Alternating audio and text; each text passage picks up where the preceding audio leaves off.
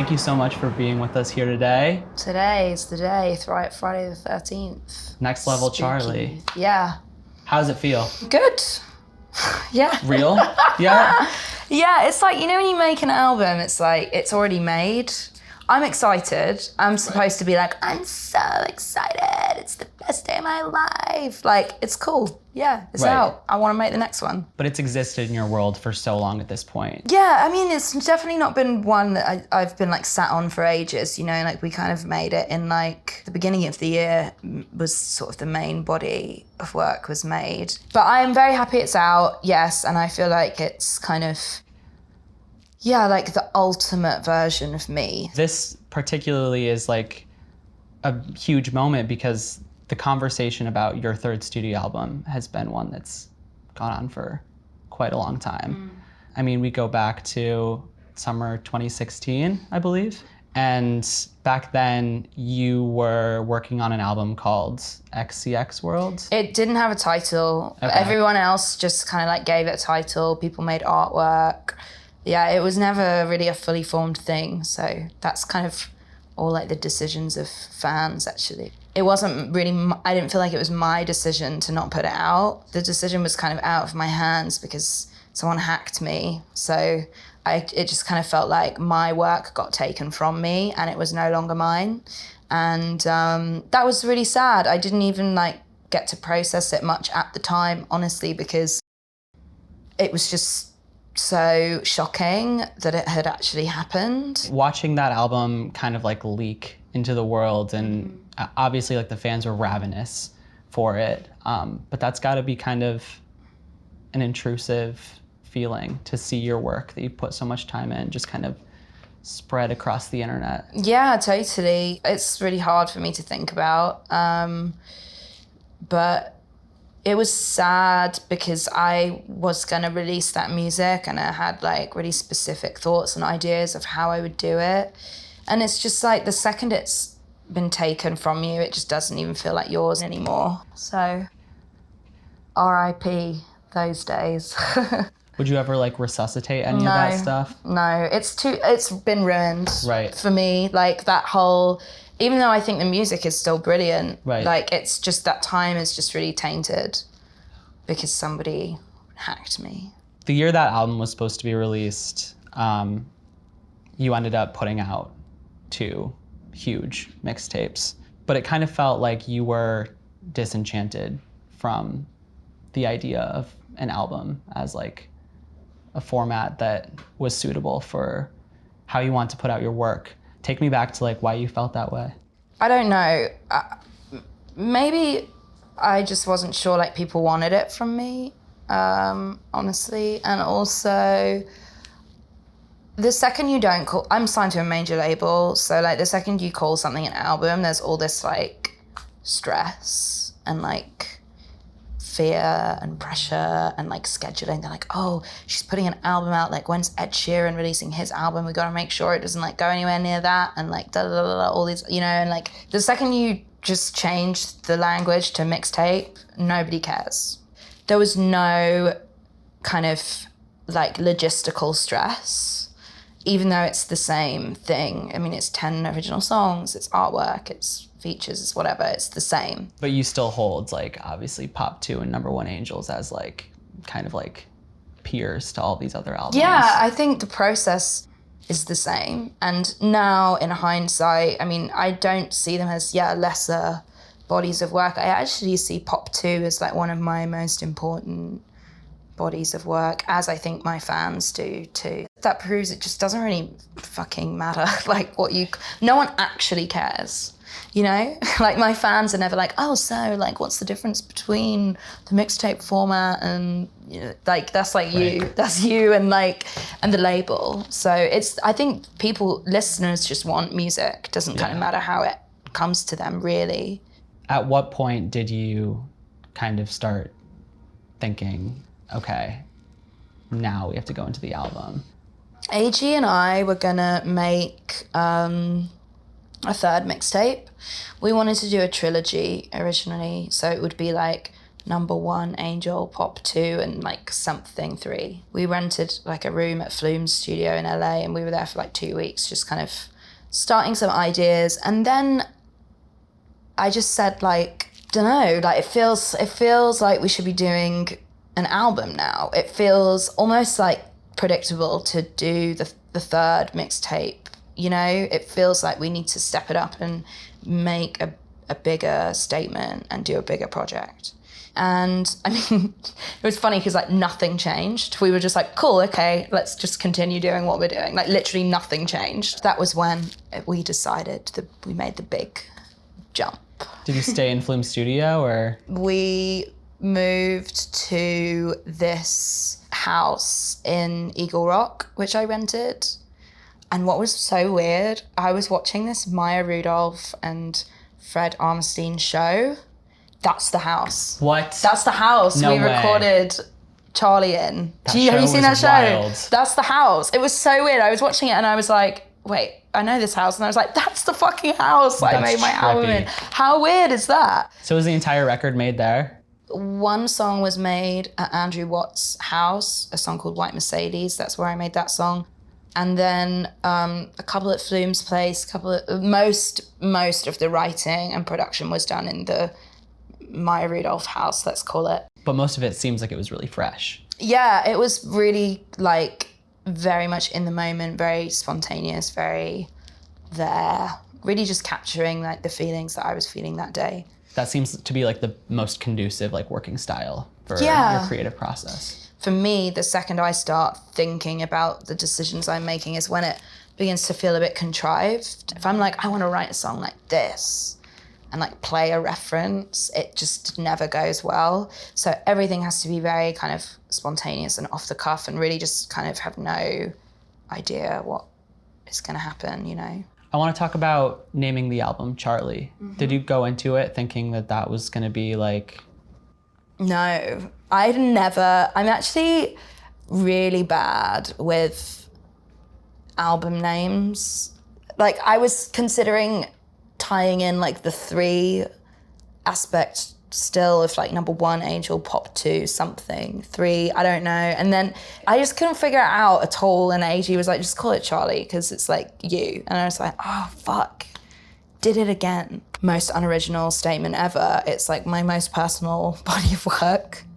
So it kind of, you know, it does make sense. And I think it encapsulates everything that I've done. There are elements of True Romance.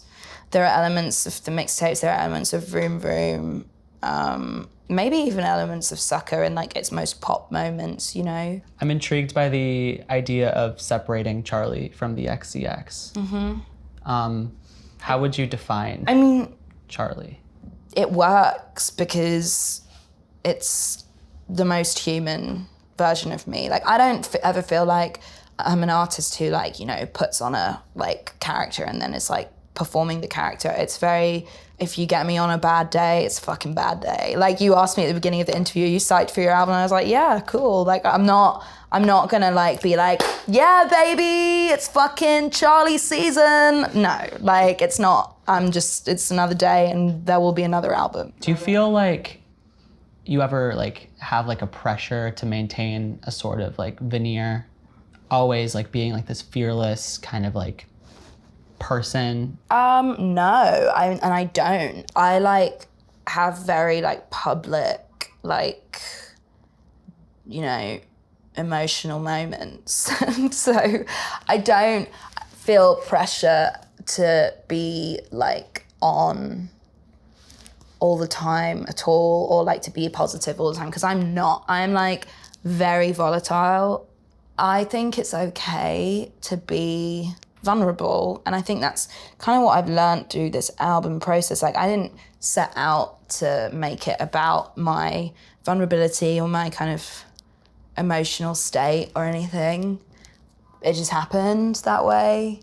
It feels just natural to kind of,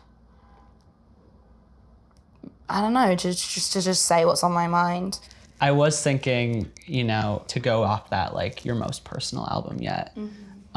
But also there's so many people involved in this. You can be your most vulnerable self on this album, not because of these people, but I think like seeing all these like collaborations like weave in and out of the album, it kind of like has this thread of your peers lifting you up and like you being able to get to that place with a little help from your friends.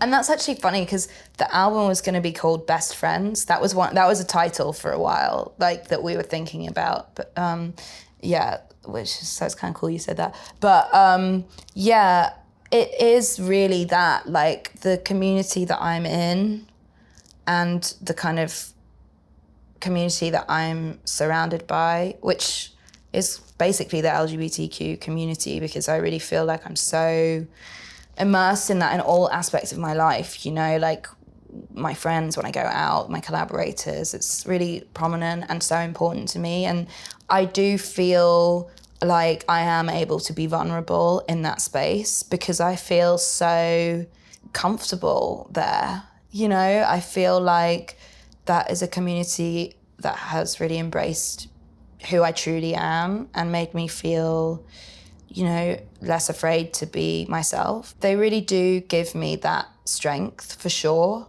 This album would not be possible without them. And they bring their own like worlds and their own flavor and their own insight to the work that I do. And it's really inspiring to me. Absolutely. I think there's a lot of kind of like cerebral hand-wringing like from my world about what your role is to pop music. And for me, hearing this, it feels like you found a way to create space, which I think is really important.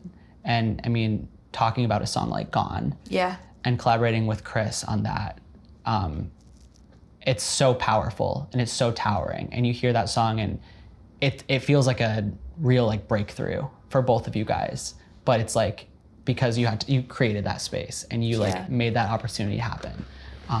Talk me through that song a little bit. I went to Stockholm and I was working with Noonie Bao and Linus Fickland, who are two people who I collaborate with a lot. And we had like 5 days together where we literally wrote like the worst songs in the world. Like it was so bad. Every song we wrote, we were like, this is great. And then we would like listen back, we're like, this is so bad. Like what the fuck is happening? We were just bombing constantly, which has never happened to me before. Like I've had writer's block, but this was just like 5 days of it being like so hard to make anything. And so we finally got to Gone. I had this pre-chorus idea with this lyric and I had a verse melody and we had this track, rough track. And it felt cool and we were like, fuck, okay, this is cool. Like we can't fuck it up. Like don't fuck it up. Like let's not even try and finish it. I was like, I'd been texting Chris. I was like, I'm just gonna send it to her. And she loved it. And like really honestly, within 15 minutes, she sent me back a demo of the chorus and that was kind of it. It's a fucking huge song. It's so big and so massive, and it for me, it's like my favorite pop song of the year. Like there's nothing that's gonna like top that song. That's cool, thanks.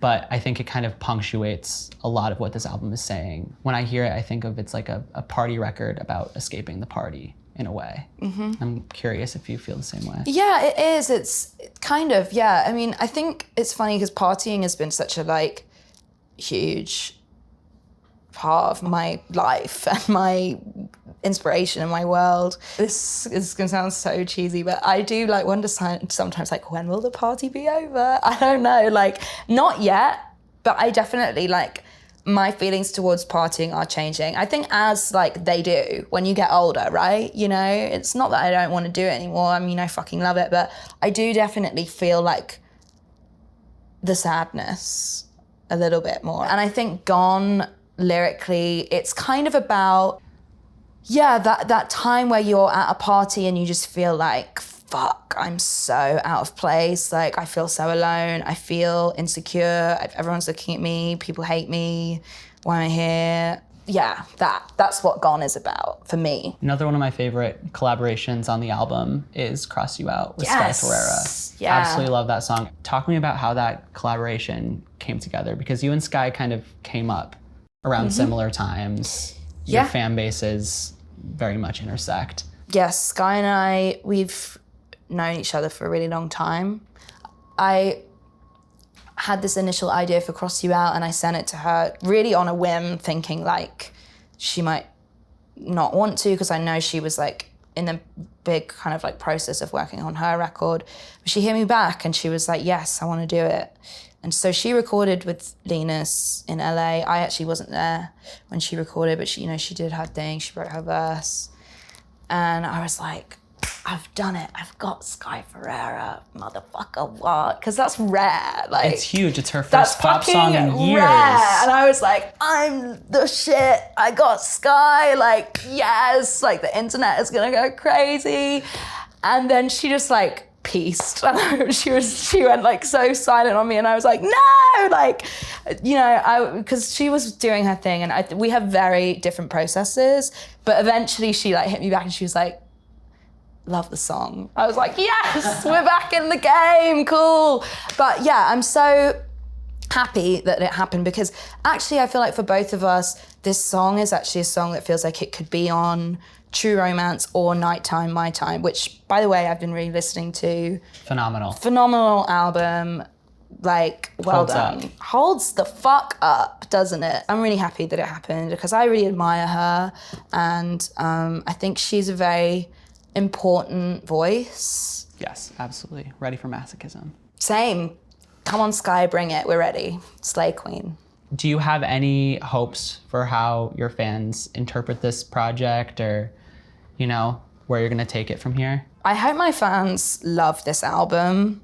If they don't, that's okay. But I hope they love it, and I hope that they feel inspired and emotional and joy, and I hope they party to it. I hope they play it fucking loud. I don't know, I like it. That's the main thing. I'm really proud of it.